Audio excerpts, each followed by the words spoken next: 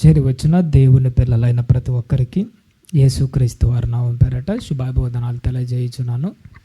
ప్రభునందు ప్రేమైన దేవుని వాళ్ళరా, ఈరోజు బైబిల్ గ్రంథములో నుండి కొన్ని విషయాలు మన జీవితానికి ఉపయోగపడే చాలా విలువైన మాటలను చక్కగా ఆలోచన చేద్దామండి.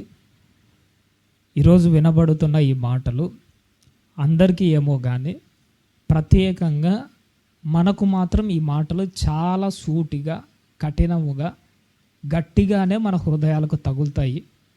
తగిలినా పర్లేదు, మనలో ఉన్న ఆ లోటుపాట్లను సరిదిద్దుకుంటే మన జీవితానికి మనకే బేరు.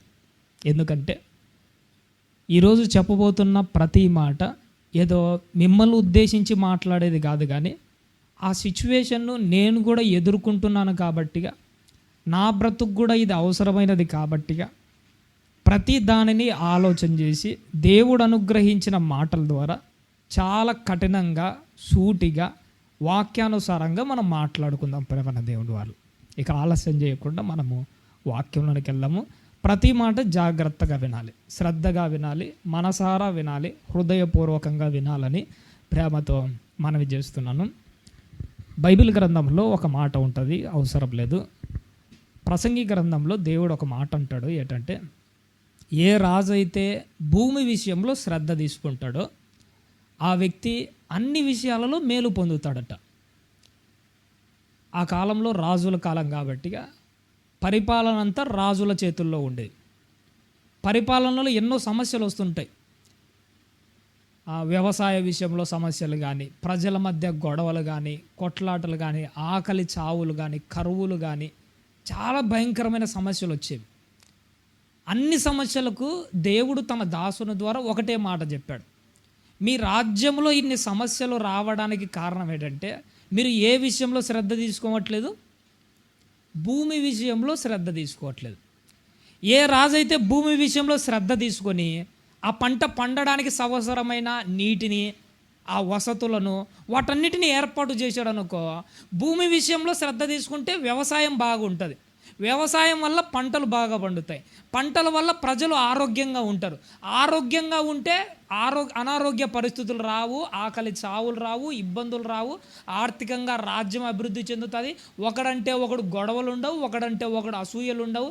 వీడికి ఆకలితో మండినప్పుడు మరొక విషయంలో దొంగతనం చేయాల్సిన అవసరము ఉండదు. అన్నీ ఆలోచన చేసిన దేవుడు ఒకటే మాట అంటాడు, నాయన భూమి విషయంలో ఎవడైతే శ్రద్ధ తీసుకుంటాడో వాడు అన్ని విషయాలలో మేలు పొందుతాడట. భూమి విషయంలో శ్రద్ధ తీసుకుంటేనే ఇన్ని మేలులుంటే, వాక్యం విషయంలో శ్రద్ధ తీసుకున్నావు అనుకో, నీ జీవితంలో అన్ని మేలులు ఆటోమేటిక్గా పొందుకుంటాం. వాక్యం వినేటప్పుడు కానీ, వాక్యం చదివేటప్పుడు కానీ, వాక్యం చెప్పేటప్పుడు, ఆలోచన చేసేటప్పుడు కానీ, వాక్యం విని బయటికి వెళ్ళి బ్రతికేటప్పుడు కానీ, అసలు నువ్వు మొదట వాక్యం విషయంలో శ్రద్ధ తీసుకున్నావు అనుకో, నీ జీవితంలో అన్నీ ఆటోమేటిక్గా సెట్ అయిపోతాయి. నీ చూపులు సెట్ అయిపోతాయి, నీ ఆలోచనలు సెట్ అయిపోతాయి, నీ బ్రతుకు సెట్ అయిపోతుంది, నీకు సంబంధించిన ప్రతిదీ సెట్ అయిపోతుంది. అందుకే మనం ఎక్కడ శ్రద్ధ తీసుకోవాలి? వాక్యం దగ్గర శ్రద్ధ తీసుకోవాలి.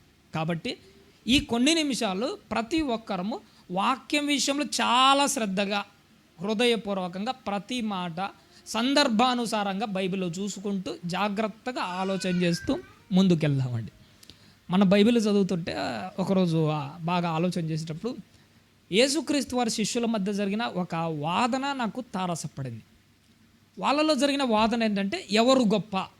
ఒక ప్రశ్న వచ్చింది, ఎవరు గొప్ప అని వాళ్ళలో వాళ్ళు వాదనతో మొదలు పెడుతుంటే ఆ విషయం ప్రభుకు అర్థమైంది. ఏంటి మీలో సమస్య అంటే, మాలో ఎవరు గొప్ప అన్న వాదం మాకు వచ్చిందయ్యా అంటాడు.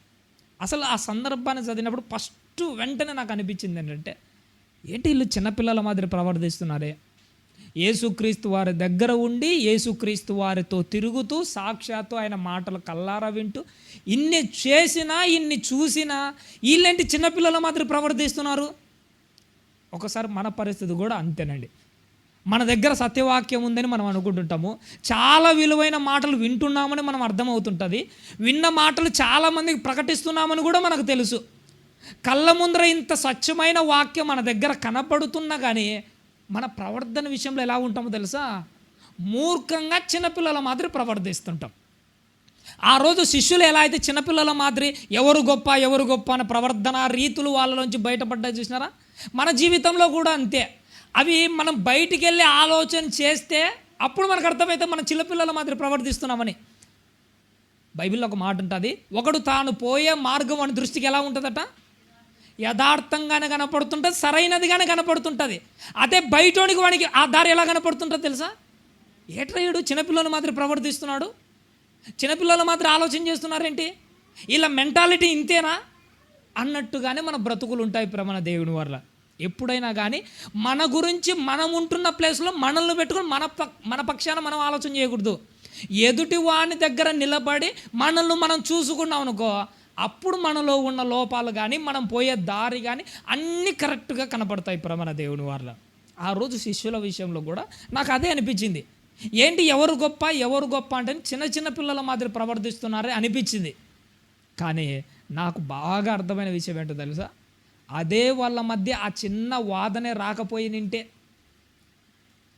మనలో ఎవరు గొప్ప అన్న వాదన ఆ వాళ్ళ మధ్యనే రాకపోయినంటే, ప్రభు నోట నుంచి ఒక మాట వచ్చింది, మీలో ఎవడైతే గొప్పవాడుగా ఉండాలనుకుంటాడో మీకంటే తక్కువ వానికి తన్ను తాను తగ్గించుకొని దాసున మాదిరి ఏం చేయాలి? పరిచర్య చేయాలి. ఇంత బంగారం లాంటి విలువైన మాట ఈరోజు మనకు దక్కింది అంటే కారణం ఏంటో తెలుసా? వాళ్ళ మధ్య వచ్చిన ఆ చిన్న వాదనే. బైబిల్లో కొన్ని సందర్భాలు రాయబడి ఉంటాయి, అది మేలైనా కానీ కీడైనా కానీ అప్పుడు జరగడమే అది మంచిది. అది ఆ రోజు జరిగింది కాబట్టిగా ఈరోజు మన జీవితానికి అది ఒక పాఠంగా నిలబడుతున్నాయి. ఏమంటే ఆ రోజు సందర్భాలను మనం హృదయపూర్వకంగా అమలు చేసుకోలేదే తప్ప, ఒకవేళ హృదయపూర్వకంగా అమలు చేసుకుంటే మన అంత అదృష్టవంతుడు ఇంకెవరు ఉండరు. మన దేవుని వారలారా, ఇంకొక మాట చెప్పాలంటే ఆ కాలంలో ఆ సందర్భాలు జరగడమే ఈరోజు మనకు మంచిది. ఒకవేళ అదే కాలంలో నువ్వు పుట్టింటే నీ పరిస్థితి ఎట్టుంటుందో తెలుసా? ఇలా చెప్తే మీకు అర్థం కాదేమో. లోతు గారి భార్య మీకు జ్ఞాపకం ఉంది కదా? లోతు గారి భార్య అట ఆ సొదొమ గొమొర్రాలోంచి బయటికి వస్తుంది. బయటికి వచ్చేటప్పుడు ఒక్కసారి లోకం మీద ఆశతో ఏం చేసింది ఆవిడ గారు? వెనక్కి తిరిగారు. నాకు అనిపించింది లోతు భార్య అక్కడ ఆ విషయంలో జరిగి చనిపోవడమే మంచిదైంది. ఒకవేళ లోతు భార్య ప్లేస్లో నువ్వే ఉండింటే, లోతు భార్య ఎలా అయితే వెనక్కి చూసిందో నువ్వు నేను ఏం చేస్తున్నాము? మనం కూడా వెనక్కి తిరిగి చూస్తున్నాము. లోతు భార్యని ఆ రోజు పుట్టించకుండా అదే ప్లేస్లో నిన్ను పుట్టించింటే ఆ రోజు చచ్చేది ఎవరో తెలుసా? నువ్వే చావాల్సింది. ఆ రోజు నువ్వు చచ్చిపోతే నీ ప్లేస్లో లోతు భార్యను పుట్టించింటే ఈరోజు లోతు భార్య, అరే పలానా రోజు ఆవిడ వెనక్కి తిరిగి చచ్చిపోయింది కదా, నేను ఆమె మాత్రం ఉండకూడదని లోతు భార్య నీ జీవితాన్ని అప్పుడు చూసుకొని ఇప్పుడు మారేదేమో. అప్పుడు లోతు భార్య చచ్చిపోయింది కాబట్టి ఇప్పుడు నీకు కళ్ళ ముందరకు వచ్చి నీ కళ్ళ ముందర సందర్భంగా కనపడినా నువ్వు దానిని అమలు చేసుకోలేక మోసపోతున్నావు. అననీయ సప్పీరాలు ఉన్నారు, దేవునికి ఇచ్చే దగ్గర చేతిని బిగబట్టి ఏమైపోయినారు? చచ్చిపోయారు. ఆ రోజు అదే ప్లేస్లో నిన్నే పుట్టించింటే నీ మనసు నా మనసు ఎట్టుంది? దేవునికి ఇచ్చే దగ్గర మన పిరికిళ్ళు బిగిస్తూనే ఉన్నాము. అదే ఆ ప్లేస్లో నువ్వే ఉండింటే ఆ రోజు చచ్చిపోయేది నువ్వే చచ్చిపోయేవారు. వాళ్ళ ప్లేస్లో నువ్వు పెట్టుకొని నీ ప్లేస్లో వాళ్ళని బతికిచ్చింటే ఈరోజు నీ సందర్భాన్ని చదువుకుని వాళ్ళు ఎట్టుండే వాళ్ళో తెలుసా? నీ మాదిరి చేతిని బిగించి చావకుండా ఉండేవాళ్ళు. ఇది ఎందుకు రివర్స్లో చెప్తున్నానో తెలుసా? ఆ కాలంలో అలా జరిగింది. ఈ కాలంలో నీకు ఉపమానంగా నీ కళ్ళ ముందరకు వచ్చింది. వచ్చిన ఆ సందర్భాన్ని నువ్వు ఎలా ఆలోచన చేయాలో తెలుసా? అరే వాళ్ళ ప్లేస్లో నేను ఉండింటే నేనే ఆ రోజే చచ్చిపోయేవాడిని, కానీ ఆ రోజు పుట్టించకుండా ఈరోజు పుట్టించాడంటే ఇది నా అదృష్టం. ఆ రోజు వాళ్ళ ప్లేస్లో చావవలసింది నేనే, ఆ రోజు వాళ్ళ ప్లేస్లో నాశనం అయిపోవాల్సింది నేనే. ఒకవేళ అదే కాలంలో పుట్టించింటే నా కథ ఎప్పుడూ అయిపోయేది. కానీ దేవుడు నిన్ను ప్రేమించి ఈ కాలంలో పుట్టించి, ఇంకా చెప్పాలంటే వాళ్ళు ఇలా చచ్చిపోయారని నీ కళ్ళ ముందర రాయించి పెట్టాడు. ఆ సందర్భాలు చదివినప్పుడల్లా, గుర్తు చేసుకున్నప్పుడల్లా నువ్వు వాళ్ళ మాదిరి ఉండకుండా ఉండడానికి ప్రయత్నము చెయ్యాలి. మన దేవుని వల్ల ఈరోజు బైబిల్ గ్రంథంలో నుంచి నేను ఒక వ్యక్తిని పరిచయం చేస్తాను. చాలా అంటే చాలా అద్భుతంగా ఉంటుంది. లైన్ టు లైన్ జాగ్రత్తగా చూసుకోవాలి. ప్రతి మాట మన హృదయానికి అప్లై చేసుకోవాలి. ప్రతి సందర్భంలో నిన్ను పెట్టుకొని ఆలోచన చేయాలి. ఒకవేళ అదే కాలంలో నువ్వు ఉంటే నీ పరిస్థితి ఏమైపోతుందో మనకు తెలియాలి. ఒకసారి అపోస్తుల కార్యములు తెరిచి చూద్దామండి. 20వ అధ్యాయము అపోస్తలుల కార్యములు 20వ అధ్యాయము 7వ వచనం నుంచి కొన్ని మాటలు రాయబడ్డవి, జాగ్రత్తగా గమనిద్దామండి. అపోస్తల కార్యములు 20వ అధ్యాయము 7వ వచనము. తల్లి, ఆదివారమున దేనికోసం కూడుకున్నారట తల్లి వాళ్ళు? ఆదివారం ఏం చేశారంటే పౌలు గారు ఆయనతో పాటు ఉన్న ఒక సంఘము ఏం విరవడానికి కూడుకున్నారట? రొట్టె విరవడానికి కూడుకున్నారు. ఒక మాట చెప్పమంటారండి. పౌలు గారు మరుసటి రోజు వెళ్ళనై ఉండగా సంఘాన్ని పిలిచి అందరు కలిసి ఒక చోట కూడుకున్నారట. ఎప్పుడైనా ఒక మాట గుర్తుపెట్టుకోండి, బైబిల్ గ్రంథంలో సంఘ సహవాసాలకు దేవుడు చాలా ప్రాముఖ్యతనిచ్చాడు. అందుకే ప్రభు ఒక మాట అంటాడు, నాయన యేసుక్రీస్తు వారి యొక్క రాకడ దినములు సమీపించే కొలది మరి ఎక్కువగా మీరు ఏం చేయాలట? సంఘముగా కూడుకుంటూ ఉండాలట. యేసుక్రీస్తు వారు ఎప్పుడప్పుడో అన్నట్టుగా ఉన్నాడు. ఈ మధ్య జరుగుతున్న కొన్ని ప్రభు రాకడ సూచనలు మన కళ్ళ ముందర కొట్టొచ్చినట్టే కనపడుతున్నాయి. అక్కడక్కడ భూకంపాలు ఇప్పుడు జరుగుతున్నాయి లేదా? మొన్న మన ఆంధ్రప్రదేశ్ విశాఖపట్నం కూడా ఏమొచ్చింది, ఆ జిల్లాలో భూకంపాలు వచ్చాయట. ఆ చుట్టుపక్కల ప్రాంతాలు అక్కడక్కడ కరువులు, అక్కడక్కడ భూకంపాలు, రాజ్యం మీదకి రాజ్యం లేస్తుంది, గొడవలు, కొట్లాటలు, యుద్ధాలు. ఏటనుకుంటున్నారు? కరువులు. ఇవన్నీ ప్రభు రాకడ సూచనలు. కళ్ళ ముందర ప్రభు రాకడ సూచనలు ఇంత ప్రస్ఫుటంగా కనపడేటప్పుడు మనం ఎంత భయంగా ఉన్నానో తెలుసా? అరే ప్రభు ఇప్పుడు అప్పుడు అన్నట్టుగా ఉన్నాడు, వచ్చే నా బ్రతుకు ఏమైపోతుంది, నా జీవితం ఏమైపోతుంది, నా కొరకు ఆ పాతాళము చచ్చిపోతే నా జీవితాన్ని నాశనం చేయాలి, అది అలా ఎదురు చూస్తుంది ఏంటని ఇలా ప్రాణాన్ని అరచేతుల్లో పట్టుకొని భక్తిగా బ్రతకాలి. ఇవంతా నేను యూట్యూబ్ ఓపెన్ చేసినప్పుడు ఒక వీడియో చూశానండి, నా కళ్ళకు నీళ్ళు వచ్చాయి. ఏంటి నిజమే కదా అనిపించింది. ఆఫ్రికా ఖండంలో కొంతమంది తినడానికి తిండి లేక చాలా దారుణమైన పరిస్థితుల్లో ఉంటారు. ఆ వీడియోలో ఒక చిన్న పిల్లోడు తినడానికి తిండి లేక ఏం చేశాడంటే ఒక బురద గుంత దగ్గర కూర్చొని ఆ బురదలో ఉండే నీళ్లు తాగుతున్నాడు. వాడి చర్మం ఎలా ఉందో తెలుసా? ఆ ఎముకలకు అన్నీ అతుక్కొని పోయి బయట నుంచి చూస్తే వాడు ఎలా కనపడుతున్నాడంటే మాంసంతో లేడు, ఎముకల స్కెలటన్ లాగా కనపడుతున్నాడు. ఏం లేదు, వాడు ఇప్పుడు అప్పుడు చచ్చిపోయేట్టుకున్నాడు. వాడి పరిస్థితిని చూసినప్పుడు నాకేమనిపించిందో తెలుసా? వాడు ఇప్పుడో అప్పుడో చావడానికి సిద్ధంగా ఉన్నప్పుడు కెమెరాను ఒక్కసారి అలా పైకి ఎత్తాడు. వాడు పైన ఏం చేస్తుందో తెలుసా? ఒక రాబందు వాడు ఎప్పుడు చచ్చిపోతాడా అని పైకి వాని కోసం తిరుగుతూ ఉంది. ఆ చిన్నపిల్లవాడు తినడానికి తిండి లేక చావబోతుంటే పైనున్న రాబందు ఎలా తిరుగుతుందో తెలుసా? వీడు చచ్చిపోతే అని తిన్నామని తిరుగుతూ ఉంది ప్రేమ దేవుని వల్ల. అది చూసినప్పుడు నాకు అనిపించింది, వీడు చచ్చిపోతే ఈయన ఎప్పుడు తిందామా అని రాబందు ఎలా అయితే పైన తిరుగుతుందో, నువ్వు ఎప్పుడు చచ్చిపోతే నీ జీవితం నరకం తినేయాలని అది అలానే ఎదురు చూస్తుంది. నిజమే, ఇప్పుడా అప్పుడా ఈరోజు చచ్చిపోతాడు, ఈరోజు అసలు అది ఎలా ఎదురు చూస్తుందో తెలుసా? పాతాళమట అపరిమితముగా నోరు తెరిచి నీ కోసం రెడీగా ఉంది. ఒకవైపు ప్రభు రాకడ ఎదురు చూస్తుంది, మరోవైపు నీ చావు నిన్ను మింగాలని నీ కొరకు ఎదురు చూస్తుంది, ఇంకొక వైపు పాతాళము నీ కోసం ఎదురు చూస్తుంది, ఇంకొక వైపు ఏం చెప్పమంటారు? అపవాది మిమ్మల్ని జల్లించాలని అది ఎదురు చూస్తుంది. ఎంతమంది ఎదురు చూస్తున్నారు తెలుసా నీ కోసము? ఈరోజు నువ్వు మారుతావని ప్రభు ఎదురు చూస్తున్నాడు. నువ్వు చచ్చిపోతే నీ జీవితాన్ని నాశనం చేద్దామని నరకం ఎదురు చూస్తుంది. ఒకవేళ నువ్వు బ్రతికుంటే నీ ఆత్మీయ జీవితాన్ని పడగొట్టాలని అపవాది జల్లించాలని అది ఎదురు చూస్తుంది. ప్రతి ఒక్కరు నీ గురించి ఎదురు చూస్తున్నారు. కానీ నువ్వు మాత్రం నిమ్మకు నీరెత్తినట్టు భక్తి జీవితాన్ని అలా పక్కన పెట్టి ఇష్టం వచ్చినట్టు బతుకుతున్నాం, లెక్క చేయకుండా బతుకుతున్నాం. తాగుడు పోతాడు, మందు తాగి తన వ్యక్తిగత జీవితాన్ని మర్చిపోయి ఉంటాడు. చూసినాడా? అసలు తను ఏం చేయాలో ఎలా ప్రవర్తించాలో ఏం తెలియదు. కూతురు పోయేటప్పుడు ఒక మాట చెప్పింటది, నాన్న రేపు స్కూల్లో ఖచ్చితంగా నాకు ఇలాంటి గైడ్స్ కావాలి, పుస్తకాలు కావాలని పేపర్లు రాసి వాళ్ళ నాన్నకి ఇచ్చి పంపించింటుంది.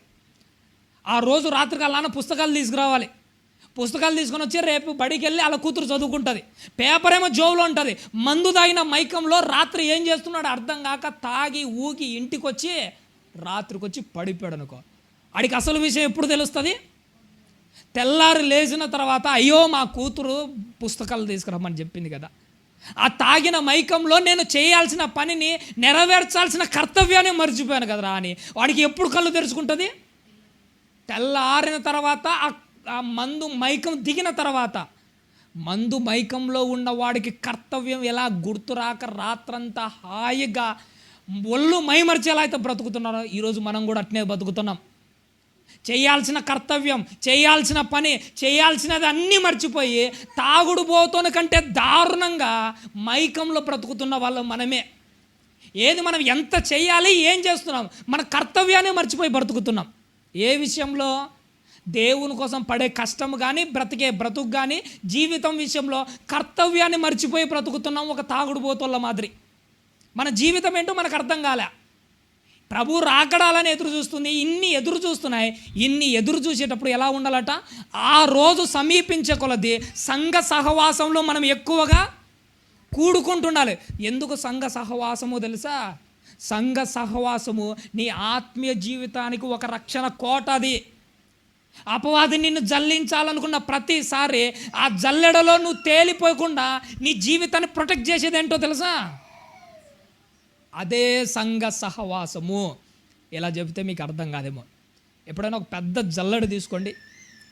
పెద్ద జల్లెడ తీసుకున్న తర్వాత అందులో మామూలు ఒక చిన్న ఒక రకమైన జల్లెడ అనుకోండి, మీకు అర్థం కావడానికి చెబుతున్నా.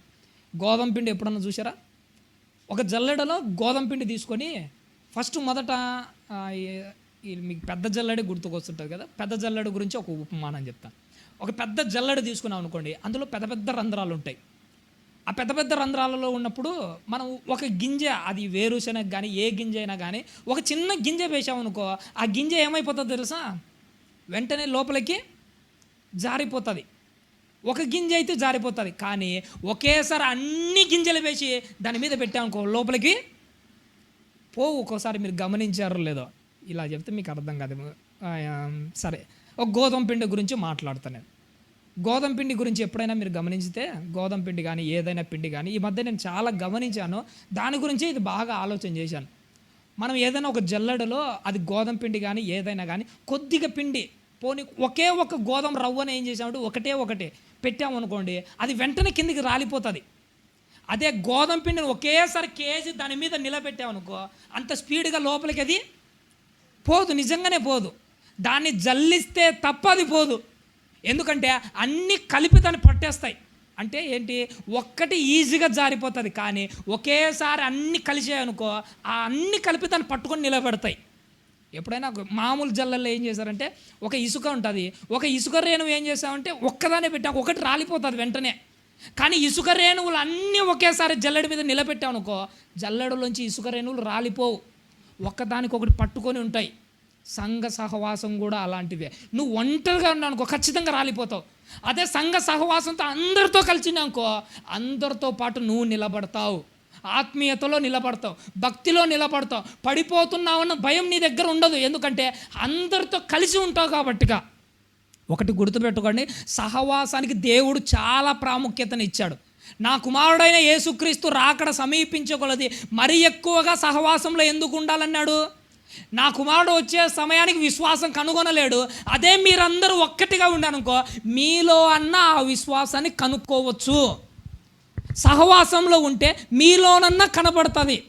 అందుకోసమే సంఘ సహవాసంలో ఎక్కువగా ఉండాలి. పేతురు గారు కానీ పౌలు గారు కానీ వాళ్ళందరూ చచ్చేంతవరకు సహవాసాన్ని విడిచిపెట్టలే. అలానే ఒకరోజు ఏం చేశారట వీళ్ళందరూ కలిసి? చదువుతారు, అపోస్తుల కార్యములు 20వ అధ్యాయము 7వ వచనము. ఆదివారమున మేము రొట్టె విరుచుటకు. ఏదానికి కూడుకున్నారట తల్లి? ఎందుకు రొట్టె విరవడానికి కూరుకున్నారు? నువ్వు వాక్యం వినడం ఎంత ప్రాముఖ్యమో, ప్రార్థన చేసుకోవడం ఎంత ప్రాముఖ్యమో, వీటితో పాటు సమాన ప్రాధాన్యమైనది ఏంటంటే ప్రభు బల్ల. ఈ మధ్య చాలా సంఘాలలో ప్రభు బల్లకు సమానమైన ప్రాధాన్యత ఇవ్వట్లే. నాకు తెలిసిన ఒక సంఘంలో ఎప్పుడు ప్రభు వల్ల తీసుకుంటారట వాళ్ళంటే, సంవత్సరానికి ఒక రోజు, అది కూడా జనవరి 1 రోజు మాత్రమే తీసుకుంటారు. నిజంగానే కొంతమంది నెలకొక్కసారి మాత్రమే తీసుకుంటారు. కానీ నిజం చెప్పమంటారంటే, ప్రభు వల్ల పలానా రోజు తీసుకోండి అని నేను చెప్పను, కానీ తరచుగా మాత్రం కంటిన్యూషన్గా ప్రభు వల్ల ఏం చేస్తున్నారు తెలుసా? కంటిన్యూగా తీసుకుంటున్నా. ప్రారంభ శతాబ్దంలో ప్రతిరోజు రొట్టె విరుచుట కూడుకునే రోజులు అవి. ఎందుకు ప్రతిరోజు? ఆ రొట్టెలు తిని సంతృప్తి పొందడానికి కాదు, ఆ రొట్టె నీకు ఏం చేస్తుందంటే అన్నీ జ్ఞాపకం చేస్తాయి. నీ బ్రతుకు జ్ఞాపకం చేస్తుంది, నువ్వు ఎక్కడ పడిపోయావో జ్ఞాపకం చేస్తుంది, నువ్వు ఎందుకు ఇలా పడిపోతున్నావో జ్ఞాపకం చేస్తుంది. నీ బ్రతుకు ఎక్కడ జ్ఞాపకం వస్తుంది? మనం ఎక్కడ ఆలోచన చేయం. నిజంగా చెప్పాలంటే కేవలం ప్రభు బల్ల దగ్గర మాత్రమే మోకరించి నీ పాత గత జీవితాన్ని ఎక్కడ ఆలోచన చేస్తున్నావు? ప్రభు బల్ల దగ్గర మాత్రమే ఆలోచన చేస్తున్నావు కదా. నీకు ఒక అవకాశం ఇస్తుంది కదా. ఆ ప్రభు బల్లాను నువ్వు ఎలా ఆచరించాలంటే ఆసక్తితో ఆచరించాలి. నామకార్థంగా ఆచరించే రోజులు మనకు వద్దు ప్రేమన దేవుని వారారా. ఇక నుంచి మనం గుర్తుపెట్టుకోవాలి, ప్రభు బల్ల ఆచరించడానికి కూడుకున్న ప్రతిసారి నీకు ఏం గుర్తుకు రావాలో తెలుసా? ప్రభు బల్లలో ఉన్న రుచి కాదు నీకు గుర్తుకు రావాల్సింది, ఆ ప్రభు బల్ల యొక్క ఆచరణలో ఉన్న పరమార్థం గుర్తుకు రావాలి. ఆ ప్రభు బల్ల ఇలా నీ చేతిలోకి రాగానే నీ బ్రతుకు నీకు జ్ఞాపకం రావాలి, నువ్వు చేసిన తప్పులు జ్ఞాపకం రావాలి, నువ్వు చేయాల్సిన పని జ్ఞాపకం రావాలి, నువ్వు చేసిందేంటో, నువ్వు చేయాల్సిందేంటో, నువ్వు చేయాల్సిన జ్ఞాపకం చేసుకోవాల్సిందేంటో అన్నీ గుర్తుకు రావాలి ప్రేమన దేవుని వారు. అలా గుర్తు చేసుకుంటూ మన జీవితాన్ని సరిదిద్దుకుంటూ ఉండాలి మొదట. కానీ ప్రభు బల్లకు సమానమైన ప్రాధాన్యత, దానికి అంత విలువ ఇవ్వకుండా ఉన్నాం. ఏదో మామూలుగానే ఆచరిస్తున్నాం. చూసినారా, ఆయన బైబిల్ గ్రంథంలో మందసం అని ఒకటి ఉంటుంది చూసినారా. మందసము ఒకరోజు ఎద్దుల బండి మీద తీసుకుని వెళ్ళిపోతుంటే పొరపాటున అది జారిపోతుంది. జారిపోతే ఉజ్జాన వ్యక్తి ఏం చేస్తాడో తెలుసా? జారిపోతున్న ఆ మందసాన్ని పట్టుకోవడానికి ప్రయత్నం చేస్తాడు. వెంటనే ఆ వ్యక్తి ఆన్ ద స్పాట్లోనే ఏమైపోతాడు? చచ్చిపోతాడని. మందసాన్ని పట్టుకుంటేనే అలా చచ్చిపోయే రోజు ఒకరోజు ఉన్నది కదా. అలాగే ప్రభు బల్లాను కూడా అయోగ్యముగా పట్టుకున్న ప్రతిసారి ఉజ్జామదిర చచ్చిపోతూ ఉండింటే ఏమైపోయే వాళ్ళని తెలుసా? మందసాన్ని పట్టుకుంటేనే ఆ రోజు పట్టుకున్నందుకు చచ్చిపోయాడు. ఈరోజు ప్రభు బల్లాలో చేసిన ప్రతిసారి, అయోగ్యంగా ముట్టుకున్న ప్రతిసారి ప్రతి ఒక్కడు చచ్చిపోతుంటే ఏమైపోయే వాళ్ళం మన జీవితము? అసలు ప్రభు బల్లాలో వేయగలమా? పోనీ ఓపెన్గా అడగమంటారా? ప్రతి వారం మనం యోగ్యంగా చేస్తున్నామా, అయోగ్యంగానే చేస్తున్నామా? గుండెల మీద చేసుకుని ఆలోచన చేస్తే వారమంతా చేసిన తప్పులతో ఏ పని చేయకుండా ఆత్మీయతలో నిద్రపోతూ అయోగ్యంగానే చేతులు వేస్తున్నాం. మనకి అర్హత లేదు. ఉజ్జామాత్రం పట్టుకోగానే చచ్చిపోతూ, ఈరోజు పట్టుకోగానే ప్రభు బల్లా విషయంలో చచ్చిపోతే మన పరిస్థితి? యోగ్యత లేని జీవితాలు మనవి. ఏంటి, మందసానికి ఇచ్చినంత విలువ కూడా మనకి ఇవ్వలేదు. చూసినారా, ఆ రోజు ఉజ్జా ఎందుకు చచ్చిపోయాడో తెలుసా? ఉజ్జాకి ఏం లేదు, మందసాన్ని పట్టుకునే అర్హత లేదు. ఎవరికి ఇచ్చారు దేవుడు అర్హత? కేవలం యాజకులకు, సేవ చేసే ప్రధాన యాజకులకే ఇచ్చారు. యోగ్యత లేకుండా మందసాన్నే పట్టుకొనివ్వట్లే. యోగ్యత లేకుండా ప్రభు బల్లను పట్టుకొని ఇస్తాడా? అందుకే ప్రభు అంటారు, అయోగ్యముగా చేతులేసిన ప్రతి వాడు మీలో కొందరు రోగులను, కొందరు ఏమైపోతున్నారట, నిద్రించుచున్నారన్న మాట ప్రస్ఫుటంగా రాయించాడు. ఎందుకు అంత ప్రస్ఫుటంగా రాయించాడు? యోగ్యత అన్నది చాలా ప్రాముఖ్యమైనది. ప్రభు బల్ల పవిత్రమైనది. పవిత్రమైన ప్రభు బల్లను ఎలా ఆచరించాలి? యోగ్యమైన మంచి మనసుతో, అర్హత కలిగిన జీవితంతోనే ఆచరించాలి. ఆ అర్హత కలిగిన జీవితంతో ఆచరిస్తేనే దానికి విలువ. లేకపోతే నీ చావురు నువ్వే వెతుక్కుంటూ వచ్చిన వానవే, నీ చావురు ఉజ్జామాదిరి నువ్వు నేను పొందుకున్న వాళ్ళమే. అందుకోసం ఇప్పటి నుంచైనా కానీ ప్రభు బల్లలో చేసేటప్పుడు ఒక్కసారి ఆలోచన చేసుకుందాం. నేను యోగ్యమైన ప్రవర్తన కలిగే ప్రభు బల్లలో చేస్తున్నానా, లేకపోతే అయోగ్యమైన జీవితంతో ప్రభు బల్లలో చేస్తున్నానా? ఒకవేళ ఒక్కసారి ఆలోచన చేస్తున్నాను చూసినారా, ఇప్పటి నుంచైనా కానీ ప్రభు బల్ల నీ కళ్ళ ముందరికి రాగానే ముందు ప్రభు బల్ల కాదు నీకు కనిపించాల్సింది, పాత జీవితం అంతా కనపరావాలి, నీ బ్రతుకు కనపరావాలి, నువ్వు జారిపోయిన అడుగులు కనపరావాలి, జారిపోయిన నీ చూపులు కనపరావాలి, నీ ఆలోచనలు కనపరావాలి, మొత్తానికి నీ బ్రతుకే ఇలా కనపరాలి. అయ్యో అయోగ్యమైన జీవితం అని కనపడితే అప్పుడు నువ్వు చేయాల్సింది ఏంటో నీకు గుర్తుకొస్తుంది. అప్పుడు నువ్వు చేయాల్సింది ఏంటో గుర్తుకొస్తుంది. ప్రభువా, అయోగ్యమైన జీవితమే ప్రభువా నాది, దయతో నన్ను క్షమించి ప్రభువా, ఇక మీదట ఇలాంటి బ్రతుకు ఉండకూడదని నా జీవితాన్ని నేను పరిశీలన చేసుకుంటాను అయ్యా అని దేవుని కోసం నువ్వు ఒక్క నిర్ణయం తీసుకొని ప్రభు వల్ల ఏం చేయాలి? పాలు పంపులు పొందాలి ప్రేమన దేవుడు వారు.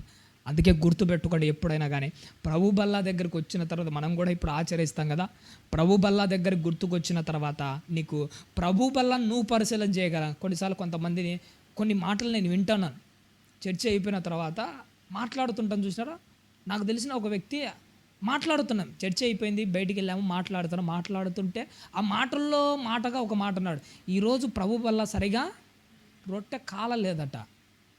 అంటే ఆడి ఉద్దేశం ఏంటి? అసలు ప్రభు బల్లలో ఆడు చేయి ఎందుకు వేయడానికి వచ్చాడు? అసలు వీడు రొట్టెను పరిశీలన చేస్తున్నాడు చూసినాడా? కానీ నిజం చెప్పమంటారండి, ఆ ప్రభు బల్లనే నీ బ్రతుకును పరిశీలన చేయాలి.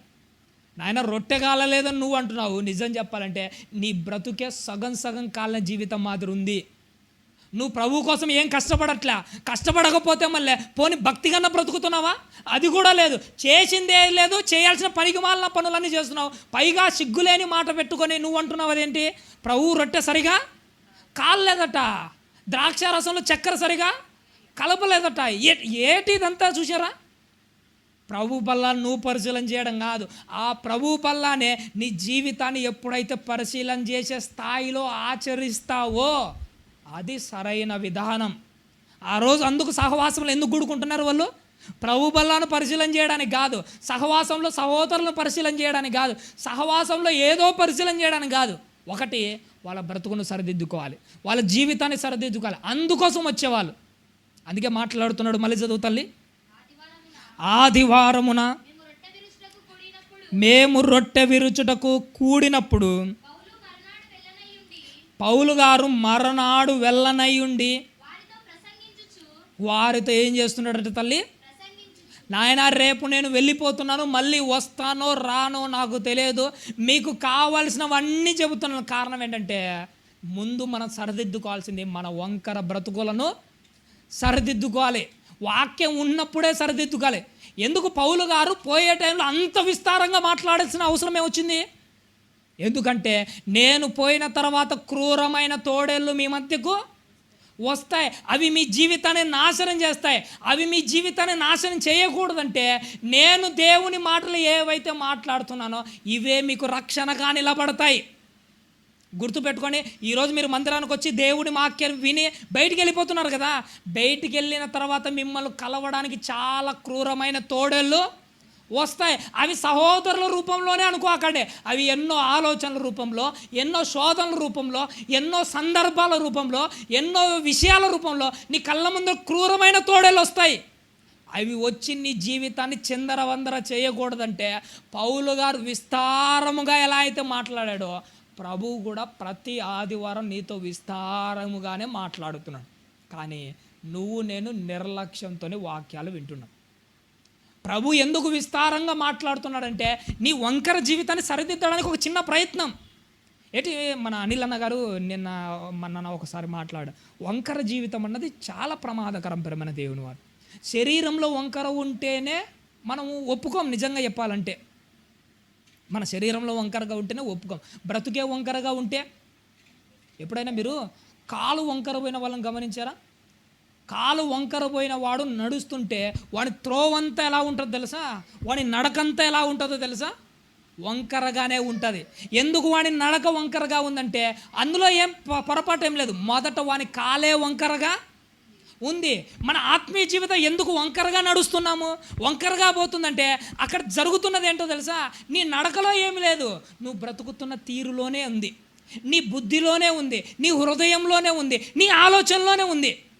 కాలు సరిదిద్దుకున్నావు అనుకో, నడక ఆటోమేటిక్గా సెట్ అయిపోతుంది.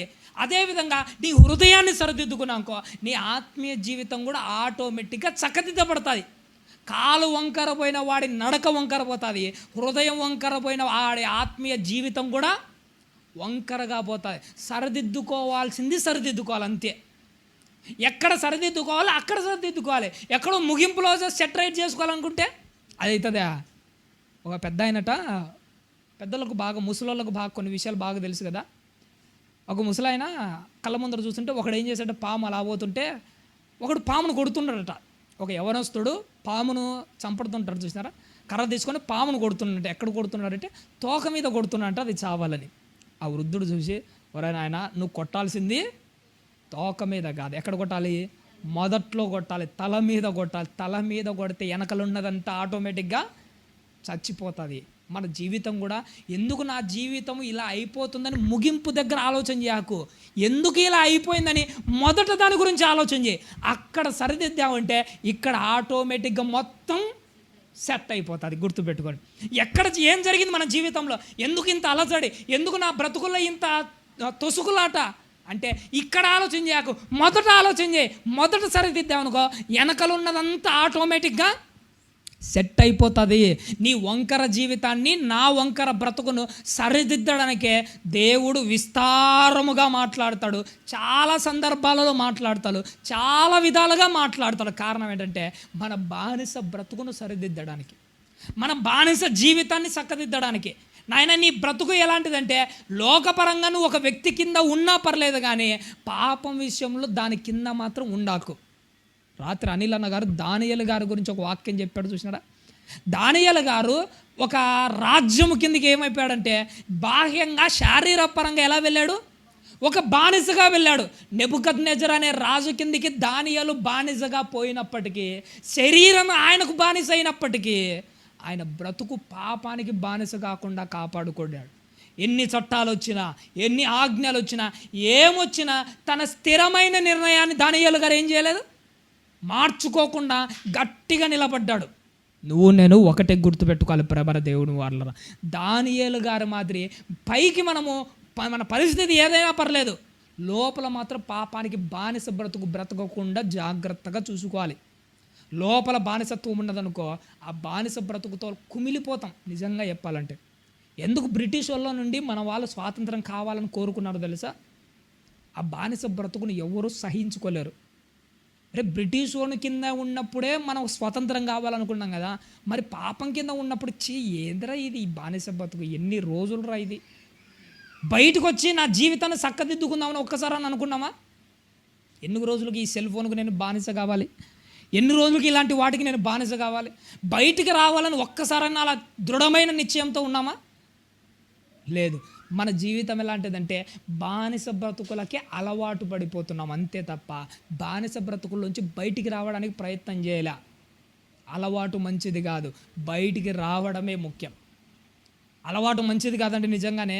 ఏదైనా కానీ ఎప్పుడైనా కొంతమంది అంటుంటారు, వీళ్ళు మందు తాగేటోళ్ళు ఉంటారు చూసినారా, మొదటిసారట ఆల్కహాల్ తాగినప్పుడు అది నోటికి ఎలా ఉంటుందట, వాళ్ళకు చేదుగానే ఉంటుంది.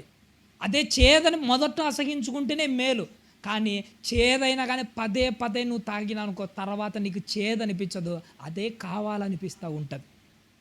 కారణం ఏంటంటే ఆ బానిసత్వానికి వాడు అలవాటు పడ్డాడు. పాపం కూడా అలాంటిదే. దేవుణ్ణిలో ఉన్నప్పుడు మొట్టమొదటిసారి నువ్వు ఒక తప్పు చేసినప్పుడు నీకు చేదుగానే అనిపిస్తుంది. ఆ చేదు దగ్గరే నువ్వు అసహించుకున్నావు అనుకో అది నీకు అలవాటుగా మారదు. అలవాటుగా మారింది అనుకో చేదు కూడా నీకు తీపిగానే అనిపిస్తుంది. అది ఏ పాపమైనా కానీ, సెల్ ఫోన్ బానిసత్వమా, అమ్మాయి విషయంలోనా, చూపుల విషయమా, ఆలోచన విషయంలోనా, అంత దూరం తెచ్చుకోకూడదు. అందుకోసమే ఈ వంకర జీవితాలన్నిటినీ సెటరేట్ చేయడానికి దేవుడు విస్తారంగా మాట్లాడతాడు. ఆ రోజు పౌలు గారు కూడా అదే విస్తారంగా మాట్లాడుతుంటే ఏం జరిగిందట తల్లి, మేము కూడి ఉన్న మేడగదిలో అనేక దీపములుండెను. అప్పుడు ఐతుకు అను ఒక యవనస్తుడు ఎక్కడ కూర్చున్నాడట తల్లి, కిటికీలో కూర్చుండి అంటున్నాడు. చూసినాడా? చాలమ్మ. వాక్యం వినడానికి ఐతుకు అన్న యవనస్తుడు ఎక్కడ కూర్చున్నాడట, కిటికీలో కూర్చున్నాడా? ఇప్పుడు మీరు వాక్యం వినడానికి కూర్చున్నారు, ఎక్కడ కూర్చున్నాడు? మహా అంటే కూర్చుంటే లోపల కూర్చుంటాం, లేదంటే బయట కూర్చుంటాం. కానీ ఐతుకు అన్నవాడు ఎక్కడ కూర్చున్నాడట, మధ్యలో కూర్చున్నాడు. చూసినాడా? ఏంటి మధ్యలో కూర్చోవడం ఏంటి? కూర్చుంటే లోపల కూర్చోవాలి, లేదంటే బయట కూర్చోవాలి. కిటికీలో కూర్చోవాల్సిన పరిస్థితి ఏంటి? వాక్యం దగ్గర ఐతుకు యవనస్తుడు ఎలా అయితే అశ్రద్ధగా ఉంటున్నాడో చాలా సందర్భాల్లో మనం కూడా అలానే ఉంటాం. మనం కూర్చునే విధానం కానీ, ఎంచుకుంటున్న ప్లేసులు కానీ, వాక్యం దగ్గర ఎలా ఉంటున్నామో తెలుసా? ఐతుకు యవనస్తుడు చూపించిన అశ్రద్ధనే మనం కూడా చూపిస్తాం. వాక్యం ముందర ఎలా కూర్చోవాలంటే పౌలు గారి దగ్గర కూర్చొని వాక్యం వినేటప్పుడు చాలా శ్రద్ధగా వింటాం. ఎప్పుడైనా కానీ సేవకుడు వాక్యం చెప్పేటప్పుడు సేవకుని వైపు చూస్తూ శ్రద్ధగా చెవులు పెట్టి విన్నామనుకో మనకు ఎలాంటి ఇబ్బందులు ఉండవు. అదే మధ్యలో కూర్చున్నాం అనుకో, కొంతమంది మీటింగ్స్ అన్నీ జరుగుతుంటారు చూసినారా? మీటింగ్ జరిగేట వాళ్ళు నేను చాలామంది గమనిస్తున్నాను, శ్రద్ధగా వినాలనుకున్నవాడు ముందు వచ్చి కూర్చుంటాడు. ఏ ముందులు అనుకున్నవాడు వెనకాల చేరేసుకుని కూర్చుంటాడు. కారణం ఏంటి? వాడు వింటాడు, అవసరమైతే వెనకాల వచ్చే సౌండ్స్ గురించి ఆలోచన చేస్తాడు. వాడి మనసు సరైనది కాదు, వాడి మనసు సరిగా లేదు కాబట్టి వాడు వెనక కూర్చున్నాడు. అదే వాక్యం దగ్గర శ్రద్ధగా ఉన్నవాడు ఎప్పుడు ఏం చేస్తాడో తెలుసా? ప్రతి దాని విషయంలో ముందే కూర్చొని శ్రద్ధగా వాక్యం వింటాడు. గుర్తుపెట్టుకోండి, నువ్వు వాక్యం వినడానికి ఎలాంటి సిచ్యువేషన్లో కూర్చుంటున్నావు, ఏంటి నీ పరిస్థితి ఎట్టుండాలంటే వాక్యం మీద మాత్రమే శ్రద్ధ నిలబెట్టాలి. వాక్యం మీద శ్రద్ధ నిలబెట్టాలంటే శ్రద్ధ నిలబెట్టగలిగిన ప్లేస్లోనే కూర్చోవాలి. ఐతుకు యవనస్తుడు లోపల కూర్చున్నా పర్లేదు, పోనీ ఇంకా జీవితంలో వినకుండా బయట కూర్చున్నా పర్లేదు, కానీ ఎక్కడ కూర్చున్నాడట? కిటికీలో కూర్చున్నట్టు. అంటే సగం సేపు వాక్యం వింటాడు, సగం బయట ఏం జరుగుతుందో చూస్తాడు. రెండు మనసుల మధ్య ఉన్నాడు కాబట్టిగా ఐతుకులో స్థిరత్వం లేదు. చాలామంది ఇక్కడ కూర్చున్న మనలో కూడా అదే, ఇలా కూర్చున్నట్టే ఉంటుంది, మనసంతా ఎక్కడికెక్కడో పోతుంటుంది. వాక్యం దగ్గరే ఉంటాము, ఉన్నట్టుండి వాట్సాప్లోకి వెళ్ళిపోతుంటుంది మనసు. వాక్యం దగ్గర వింటూ ఉంటాము, ఉన్నట్టు కొంతమంది యవనస్తులు, ఈ మధ్య ఒక మీటింగ్లోకి వెళ్ళాను నేను. మీటింగ్ వెళ్ళేటప్పుడు వాక్యం బాగా శ్రద్ధగా జరుగుతుంది. శ్రద్ధగా జరిగేటప్పుడు శ్రద్ధగా అందరూ బాగా వింటున్నాడు. ఒక అమ్మాయి మాత్రం ఏం చేసిందో తెలుసా? ఏమో పెద్ద టెన్షన్ అంటే స్పీడ్గా వాట్సాప్ ఓపెన్ చేసి చూసింది, ఏం మెసేజ్ రాలే, ఏం రాలేదు, మళ్ళీ క్లోజ్ చేసింది మళ్ళా. అంటే వాక్యం వినేటప్పుడు ఉన్నట్టుండి మనసు ఎక్కడికి వెళ్ళిపోతుందో తెలుసా? వాట్సాప్లోకి వెళ్ళిపోతుంది. నీ దేహం మాత్రం ఉంటుంది కానీ నీ బ్రతుకు ఇక్కడ ఉండట్లేదు, నీ ఆలోచన ఇక్కడ లేదు. నీ బ్రతుకే లేకపోతే మొదటికే మోసం జరిగితే ఏమైపోతుంది చూసినారా? ఆదిలో హంసపాదని మేము చదువుకునేటప్పుడు ఒక సామెత ఉండేది. ఆదిలో హంసపాద అంటే తెలుసా మీకు? పాతకాలంలో పెళ్లి కూతురును మోసే పల్లకి అనేది ఒకటి ఉండేది. ఆ పెళ్లి కూతురు మోసే పల్లకి ఏంటంటే ముందర ఒకడు మోస్తాడు, వెనక ఒకడు మోస్తాడు, ఒకసారి నలుగురు మోస్తాడు. ఎప్పుడైనా పెళ్లి కూతురు బరువు ఎక్కువ ఉంటుంది కదా, పెళ్లి కొడుకు ఇంటి దగ్గరకు పోయే లోపు ఏం చేస్తాడంటే ఆ పెళ్లి కూతురు మోయేలాక ఎక్కడోసారి నిలబెట్టాలి. ఎంతసేపు భుజాల మీద నిలబెట్టుకుంటారు? నిలబెట్టుకోవాలి. అప్పుడు వాళ్ళు ఏం చేసేవాళ్ళంటే, మనం ఇలా వై షేప్లో ఉండే కర్రలు ఉంటాయి చూసినారా, దాన్ని మన సైడ్ ఏమంటారంటే పంగల కర్రన ఏదో అంటారు. ఆ వై షేప్లో ఉండే ఈ కర్రను ఏమంటారంటే హంసపాదు అంటారు. హంస పాదాలు ఎట్లుంటాయంటే ఇలా విచ్చుకొని ఉంటాయి. ఆ హంస పాదాలు ఎప్పుడైనా కానీ పల్లకి మోసేటప్పుడు, ఒక జర్నీ సాగించేటప్పుడు, బరువు అనిపించేటప్పుడు ఏం చేయాలంటే ఆ హంసపాదని ఇలా పోటు నిలబెట్టి వాళ్ళు భుజం తీసేసి నిలబెట్టేవాళ్ళు. ఆదిలోనే హంసపాద అంటే ఏంటంటే, ఒక అమ్మాయి జర్నీ చేసేటప్పుడు, అంటే పెళ్లి కూతురును పెళ్లి కొడుకు ఇంటి దగ్గరికి తీసుకుని వెళ్ళేటప్పుడు చాలా దూరం పోయినప్పుడు ఆపడం కాదు, మొదట్లోనే ఆపేసినాడు. దీనినే ఆదిలోనే హంసపాద అంటారు. మొదట్లోనే ఆపేస్తే గమ్యస్థానానికి ఎప్పుడు చేరుకుండేది నువ్వు? వాక్యం వినే దగ్గర మొదటిలోనే నువ్వు శ్రద్ధ నిలబెట్టకపోతే, ఈ మొదటి దగ్గరే పడిపోయావంటే చివరి వరకు ఏం నిలబడతావు? ఒకటి గుర్తుపెట్టుకొని, మన జీవితం నాశనం అయిపోవడానికి మొదట చిన్న రీజనే. హవ్వమ్మ ఒకటేసారి పెద్ద తప్పు చేసింది అనుకుంటున్నారా? హవ్వ తప్పు చేయడానికి మొదటి చిన్న రీజన్ ఏంటో తెలుసా? సర్పము మాట్లాడగా విన్న వినికిడి. ఆదిలోనే హంసపాద చిన్నది. ఆదాము తప్పు చేయడానికి కారణం ఏంటి? హవ్వ మాట్లాడినప్పుడు ఆదాము విన్న చిన్న వెనికిడే. ఆదిలోనే హంసపాదు అంటే దాని అర్థం ఏంటో తెలుసా? మొదటిలో వాక్యం దగ్గరే నువ్వు అశ్రద్ధ నిలబెట్టావంటే మొదటికే మోసం వచ్చేస్తుంది, ఇంకా చివరి వరకు నీ జీవితం సాగదు. అందుకే నువ్వు ఎక్కడ అశ్రద్ధగా ఉన్నా గుర్తుపెట్టుకొని వాక్యం దగ్గర మాత్రం శ్రద్ధగా ఉండాలి. అదేదో మనం నిజంగా అనిపిస్తుంటుంది. ఎవరైనా కొంతమంది ఉంటారు చూసినారా, సేవకుడు వాక్యం చెబుతుంటే మనసు ఎక్కడికెక్కడో పోతుంటుంది, కానీ ఒక నలుగురు వ్యక్తులు కూర్చొని వేరే పక్కన జీవితం గురించి మాట్లాడుతున్నారు అనుకోండి. ఊర్లో ఇద్దరు వ్యక్తులు ఎవరైనా కానీ అమ్మాయి అబ్బాయి లేచిపోయారు అనుకోండి, ఆ ఇద్దరు గురించి నలుగురు కూర్చొని మాట్లాడుతాను. ఆ నలుగురు మాటలు మనం పోయి వినేటప్పుడు ఎలా వింటాము? అశ్రద్ధగా వింటామా? ఎంత శ్రద్ధగానో తెలుసా? ఒకవేళ వినపడకపోతే దగ్గరికి జరిగి మరీ చెవు పెట్టి వింటాం.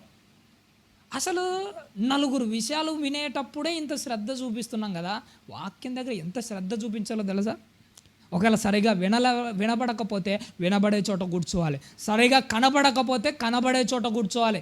వెలుతురు లేని చోట ఉంటే బైబిల్ కనిపించకపోతే ఎట్టా అని ఆలోచన చేసి బైబిల్ కనపడే చోట కూర్చొని శ్రద్ధగా వాక్యం వినాలి. ఇలా శ్రద్ధగా వింటేనే ఆదిలోనే హంసపాదు మాత్రం నీ జీవితం ఆగిపోదు. ఇక్కడే చిన్నదాని దగ్గరే నువ్వు అశ్రద్ధ చూపించావంటే పెద్దదాని దగ్గర నువ్వు నిలవలేవు. ఎప్పుడైనా గోడలో చిన్న చిన్న క్రాక్లు వచ్చాటో చూసినారా? ఆ మొదట పెద్ద క్రాక్ ఏం రాదు, మొదట వెంట్రుక మందంలో ఉన్న చిన్న క్రాకే వస్తుంది. ఆ గోడలో వెంట్రుక మందంలో ఉన్న ఆ చిన్న క్రాక్ దగ్గరే నువ్వు జాగ్రత్త తీసుకోవాలి. ఆ చిన్న క్రాక్ దగ్గర నువ్వు జాగ్రత్త తీసుకోలేకపోతే ఆ క్రాక్ పెద్దదై పెద్దదై పెద్దదై గోడంతా పడగొట్టేస్తుంది. ఇది నీకు అర్థమైతే వాక్యం దగ్గర నువ్వు చూపిస్తున్న ఆ చిన్న అశ్రద్ధ వెంట్రుక మందం లాంటి గోడ లాంటి క్రాక్ లాంటిదే. ఆ చిన్నదే నీ జీవితాన్ని మొత్తం పడగొట్టేస్తుంది.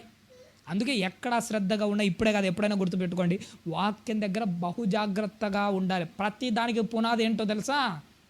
వాక్యమే. ప్రతి దానికి. ఇప్పుడు 2 అంతస్తుల బిల్డింగ్ ఇది, ఇంత ఇండ్లు నిలబడిందంటే కింద ఏంటి? పునాదే కదా, బేస్మెంట్. ఆ పునాదే పడిపోయిందంటే ఇల్లంతా ఖచ్చితంగా కూలిపోతుంది. పునాది పడిపోతే ఇల్లు ఎలా అయితే పడిపోయిందో, బేస్మెంట్ సరిగా లేకపోతే, నువ్వు వాక్యమే సరిగా వినకపోతే దాని మీద నీ ఆత్మీయ జీవితం ఎలా కట్టబడుతుంది అనుకుంటున్నావు? మొదటినే జాగ్రత్తగా ఉండాలి.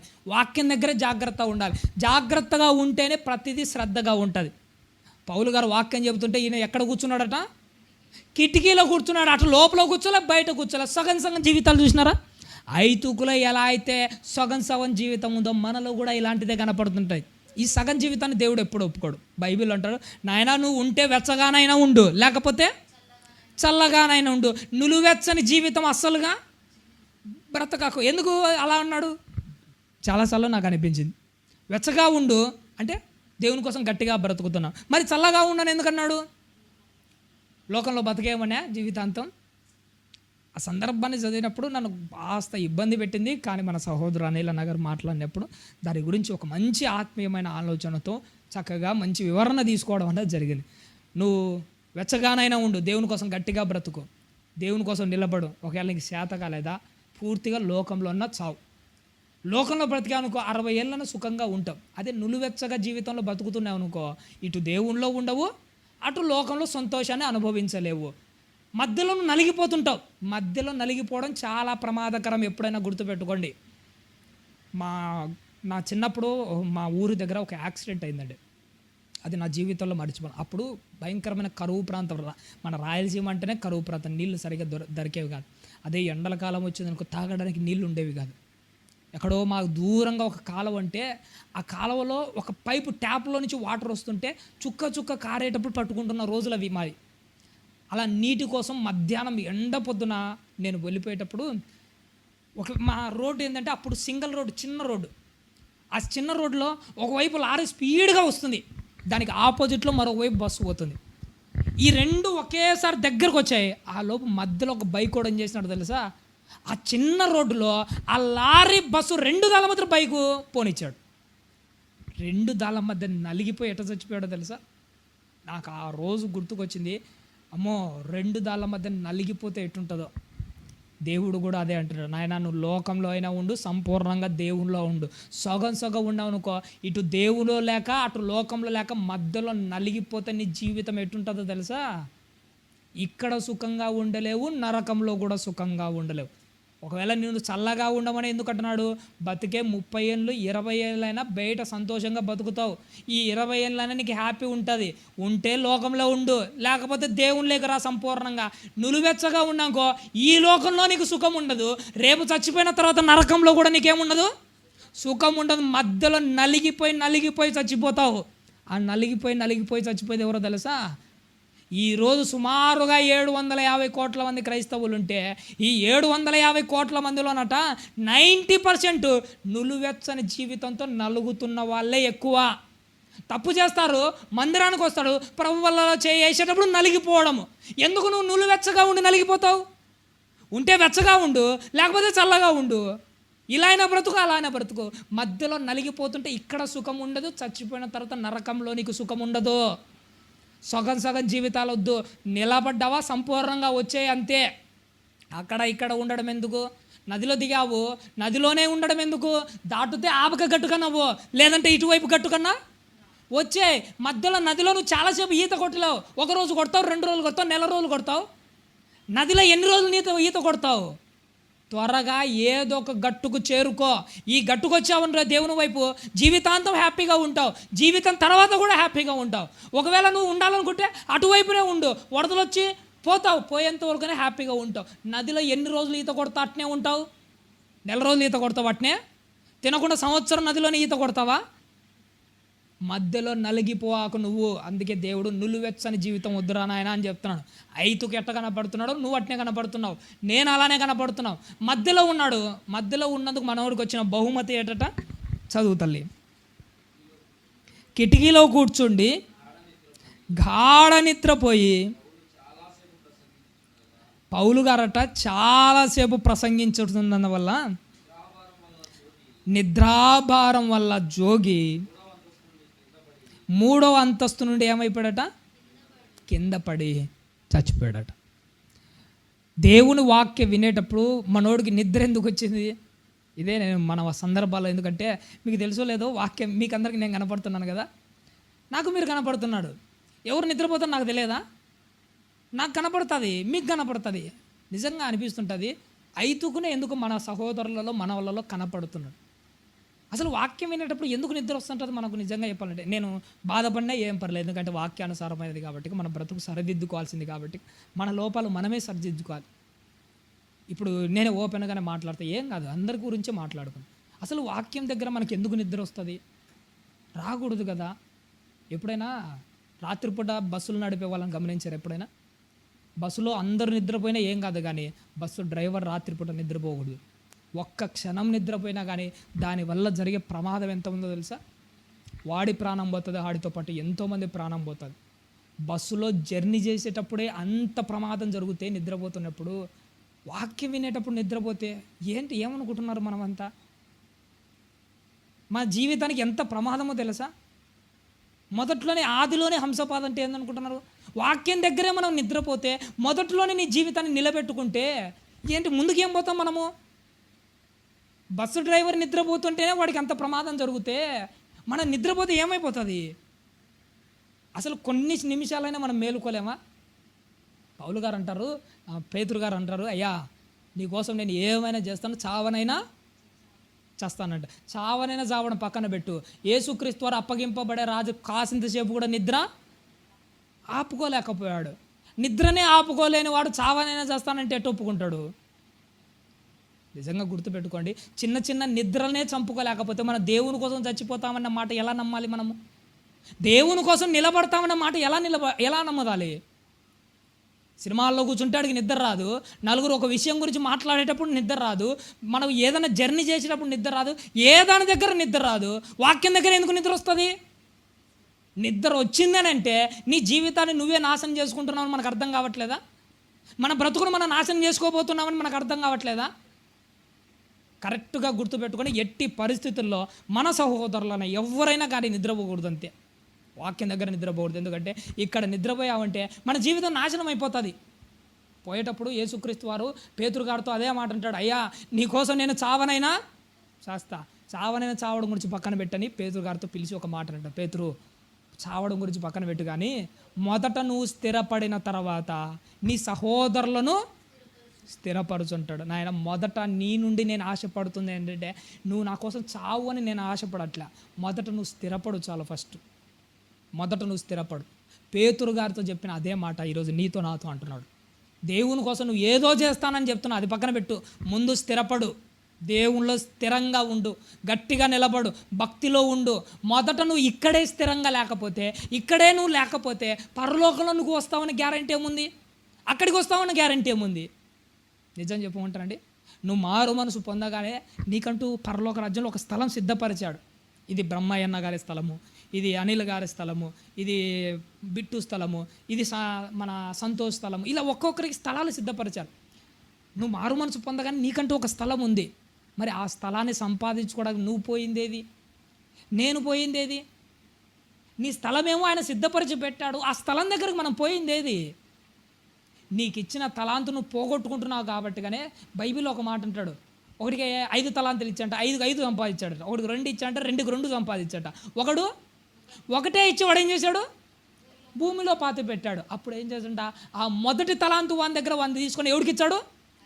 10 తలాంతులు ఎవడికైతే ఉన్నాయని చూసినాడు ఆడికి ఇచ్చాడు. ఎందుకు ఇచ్చాడంటే వీని స్థలము వాడికి తీసి ఇస్తున్నాడు. పరలోకంలో నీకంటూ ఒక స్థలం ఉంది, అది నీ పేరు మీదనే ఉంది. నువ్వు మారు మనసు పొందిన తర్వాత నీకు సిద్ధపరిచే ఉంది. నువ్వు అక్కడికి పోలేదు కాబట్టి 1 తలాంతు తీసి 10 తలాంతులకి ఎలా అయితే ఇచ్చాడో నీ స్థలం తీసేసి ఇంకొకటికి ఇస్తున్నాడు. నీ స్థలానికి నువ్వే పోవాలి, అది నీదే. పోనీ ఆ స్థలానికి నీకు సిద్ధపరిచిన ఆ స్థలానికి నువ్వే పోకపోతే నీ కొరకు సిద్ధపడిన నరకంలో ఇంకొక స్థలం కూడా ఉంది. ఆ స్థలానికి పోతే నీ కథ అయిపోతుంది, నా కథ అయిపోతుంది. అందుకోసమే నీ స్థలాన్ని నువ్వు గుర్తుపెట్టుకొని ప్రవర్తించు. పోవాలి. అందరి మాత్రం ఉంటేట, వాక్యం మీద నిద్రపోతేట, వాక్యంలో ఉంటే ఏంటి పరిస్థితులన్నీ మనం చూడండి. స్థిరంగా ఉండాలి, గట్టిగా ఉండాలి, నమ్మకంగా ఉండాలి, జాగ్రత్తగా ఉండాలి. ఐతుకన్న యవనస్తుడు నిద్రపోయి నిద్రాభారం చేత ఏమైపోయాడట? ముగించుకుందాం అమ్మంగా.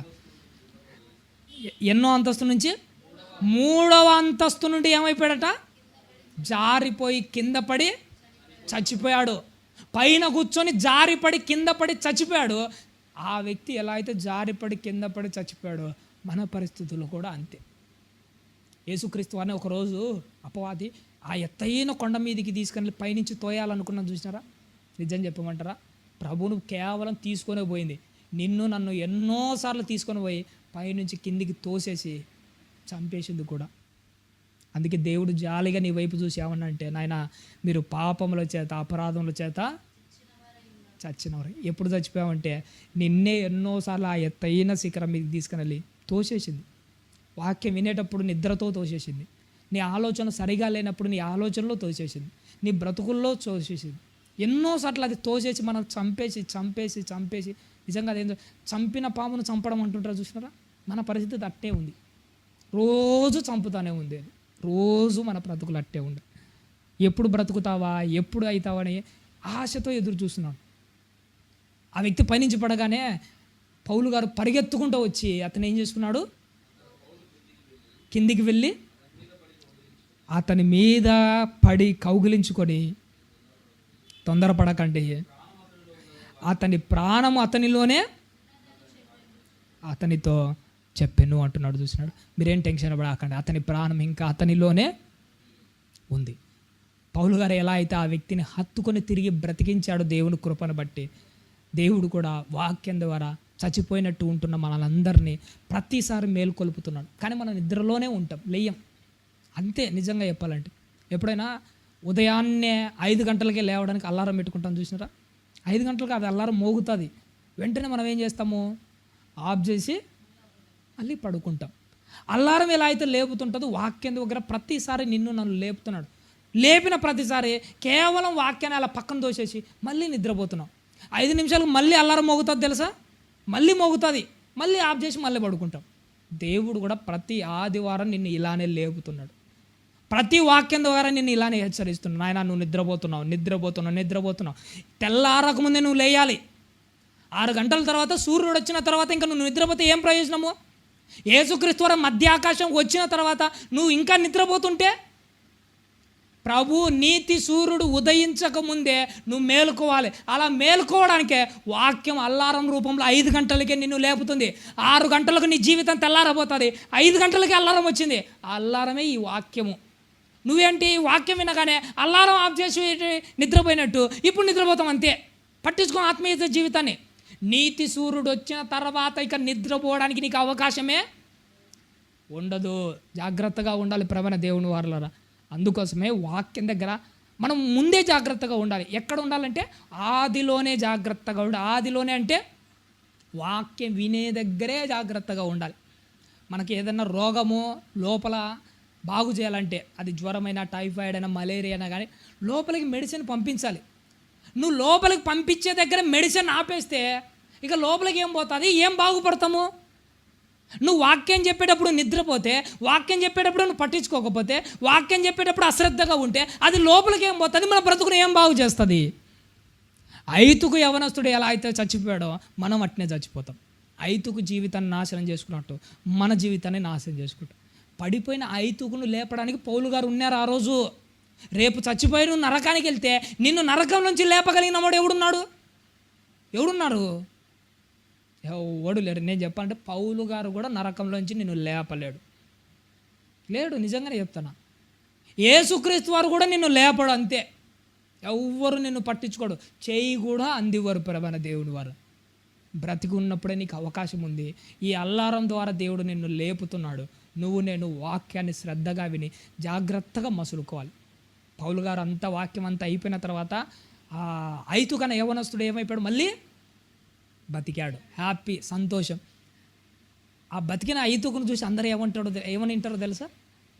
నాకు నిజంగా అనిపించింది, బతికిన ఐతుకును చూసి వాళ్ళందరూ ఏమని వింటారో తెలుసా? రే, నువ్వు నిజంగా చచ్చిపోయినావురా, అయిపోయింది నీ కథ అనుకున్నాను. ఎలా బతికావరా, దేవుడు ఉన్నాడురా నీ పట్ల. రేపు నువ్వు పాపముల చేత ఈరోజు చచ్చిపోయావు కదా, రేపు నువ్వు బతికి దేవుడున్న లోకానికి వెళ్తే దేవదూతలందరూ నిన్ను చూసి ఏమంటారో తెలుసా? రే, ఆ రోజు నువ్వు చచ్చిపోయినావురా పాపం చేసినప్పుడు, నీ కథ అంతా అయిపోయింది, అది అయిపోయింది అనుకున్నాం. వాక్యం విని బతికినావు, చూసినావా? వెరీ గుడ్ రా నాయనా, చాలా సంతోషం రా నాయనా అని నీ గురించి నా గురించి మాట్లాడాలి. అలా మాట్లాడాలంటే ఇప్పుడే బతకాలి మనము. దేవుని వాక్యం విన్నప్పుడు మన జీవితాన్ని, నిర్లక్ష్యాన్ని, స్వభావాలను, నిద్రను అన్నీ వదిలేసి క్రీస్తు రాకడకు ఎదురు చూస్తున్న ఈ రోజులలో జాగ్రత్తగా ఉండాలి. మన దేవుని వారు మన గౌరవంగా, పరిశుద్ధంగా, పవిత్రంగా బ్రతుకుతూ ఐతుకు మధ్యలోనే మన జీవితాన్ని నాశనం చేసుకోక, ఐతుకు కృప నిలబడింది. ఈ కాలంలో నేను ఆ కృపను పోగొట్టుకోకుండా జాగ్రత్తగా బ్రతుకుదాము. దేవుడున్న లోకానికి చేరుకుందామండి. ఆలస్యమైంది, ఈరోజు చాలా ఆలస్యమైంది. దయచేసి ఏమనుకోవద్దండి. ఓపికతో విన్నందుకు మీకు అందరికీ నా నిండు మనసుతో వందనాలు తెలియజేస్తూ ఈయన మాటలు ముగిస్తున్నాను.